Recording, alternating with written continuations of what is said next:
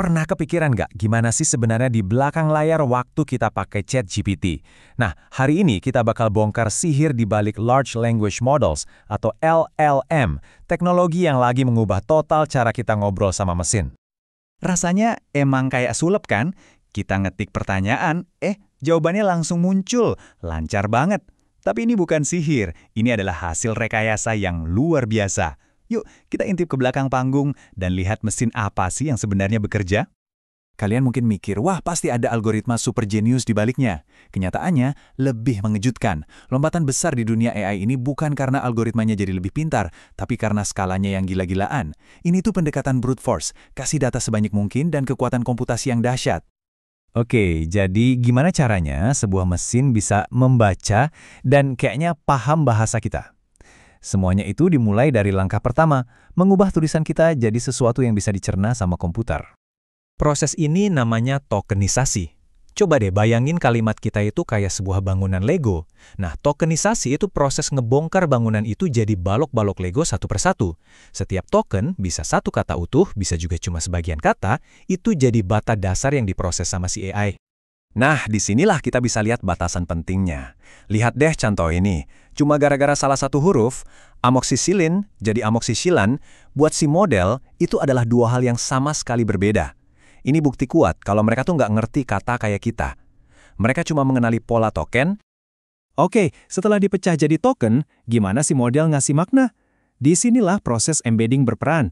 Bayangin aja, setiap token itu dikasih titik koordinat di sebuah peta makna raksasa. Kata-kata yang artinya mirip, kayak kucing dan harimau, bakal ditaruh deketan. Sementara kucing dan motor bakal ditaruh berjauhan. Kerennya lagi, peta ini memungkinkan kita main matematika makna. Jadi kalau kita ambil posisi raja di peta, terus kita gerak menjauh dari arah pria, lalu kita gerak ke arah wanita, coba tebak kita bakal sampai di mana? Yup, di posisi yang deket banget sama ratu. Ini nunjukin ada logika tersembunyi dalam peta makna itu. Oke, kita sekarang udah tahu gimana cara LLM membaca. Tapi, gimana caranya dia bisa menulis atau menghasilkan jawaban? Yuk kita masuk ke bagian kedua. Sebenarnya pada intinya, LLM itu hanyalah fitur autocomplete paling canggih di dunia. Beneran, semua kemampuan kerennya itu cuma buat ngerjain satu tugas, nebak kata apa yang paling mungkin muncul selanjutnya. Prosesnya cuma ada dua langkah. Pertama, si model ngitung skor kemungkinan untuk setiap kata di kamusnya yang super besar buat jadi kata selanjutnya. Kedua, dia nggak selalu milih yang paling mungkin, tapi dia milih secara acak berdasarkan skor kemungkinan tadi. Nah, inilah yang bikin jawabannya terasa variatif dan kreatif. Misalnya nih, kita kasih kalimat, saya suka makan. Si model bakal ngasih skor kemungkinan tinggi buat kata kayak sushi atau bakso. Kata yang nggak nyambung kayak mobil bakal punya skor kemungkinan yang kecil banget tapi bukan nol. Terus modelnya bakal ngelempar dadu yang udah diatur bobotnya dan milih kata berikutnya. Nah, kita udah tahu cara kerjanya. Tapi, artinya apa nih? Apa LLM ini beneran cerdas atau cuma peniru yang super jago? Yuk kita bedah perbedaannya. Jadi, poin paling krusialnya itu ini. LLM dilatih untuk meniru pola statistik dari triliunan teks buatan manusia. Mereka nggak berpikir atau menalar sendiri. Mereka itu mesin pencocok pola yang sangat-sangat canggih. Dan ini menjelaskan kekuatan sekaligus kelemahan terbesar mereka. Coba kita tes pakai contoh. Ada teka-teki klasik soal nyebrangin kambing, serigala, dan kubis. ChatGPT pasti bisa jawab.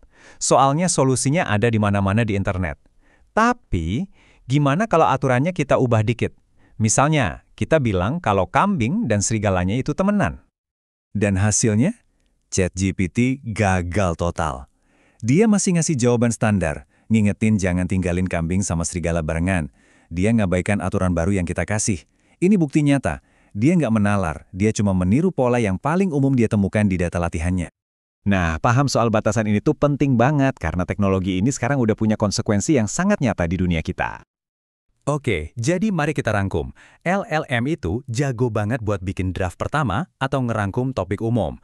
Dia tahu sedikit tentang banyak hal dan selalu siap sedia. Tapi dia nggak punya keahlian yang mendalam. Bisa salah total kalau dikasih info sesat. Dan yang paling penting, dia nggak belajar dari pengalaman kayak kita. Pemahaman ini membawa kita ke pertanyaan-pertanyaan yang gede banget. Apa dampaknya buat pekerjaan kita, gimana kita ngatasin masalah hak cipta data yang dipakai buat ngelatih mereka, dan yang paling mendesak, gimana kita ngadepin kemampuannya buat bikin misinformasi dalam skala yang belum pernah kita lihat sebelumnya. Dan sebagai penutup, coba kita renungkan ini. LLM saat ini belajar dari dunia digital yang kita, manusia, ciptakan. Mereka itu cerminan dari kita semua. Tapi, apa yang terjadi ketika internet nanti dipenuhi sama konten buatan AI dan LLM generasi berikutnya mulai belajar dari AI itu sendiri? Cerminan apa yang bakal kita lihat nanti?